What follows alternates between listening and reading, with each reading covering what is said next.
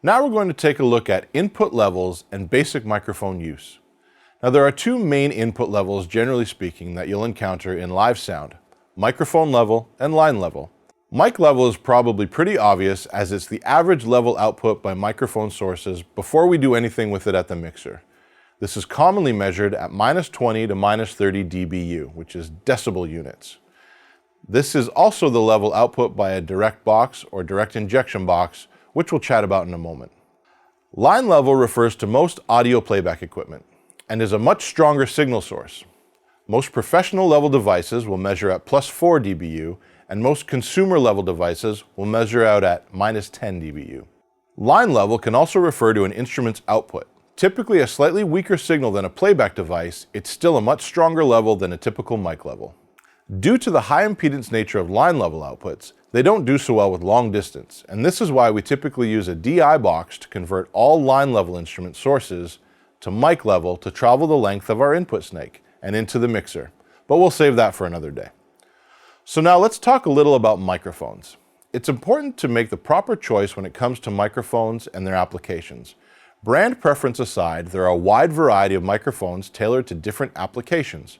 For example, handheld vocal microphones designed for singing directly into, wide area microphones for capturing a singing group or orchestra, electric guitar amp and drum mics designed to capture very high sound pressure levels, or SPL, or podium or pulpit mounted microphones designed for capturing speech. Most manufacturers do a good job of identifying what a microphone is best used for, or your local sales company can help you with choosing the correct mic. Now that we've talked a bit about the different types of microphones available, let's talk about mic placement.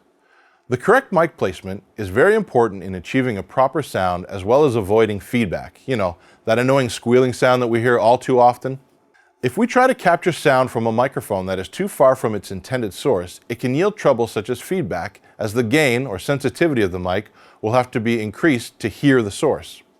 Oh, and just quickly, feedback is when the microphone picks up a signal, typically the most prevalent frequency in its space, and starts to amplify that frequency only to have the microphone hear it again and amplify it further, creating a feedback loop.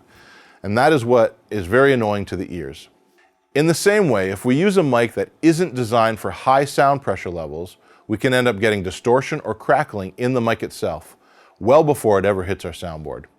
Looking quickly at other input sources, a DI or direct box is the device that we would use to take any line level input and transform it into a balanced mic level.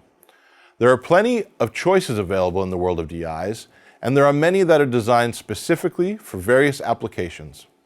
Also, there are active and passive versions of DIs. An active DI has more electronics than a passive DI and typically runs off either a 9-volt power supply or 48 volts of phantom power supplied by the mixer.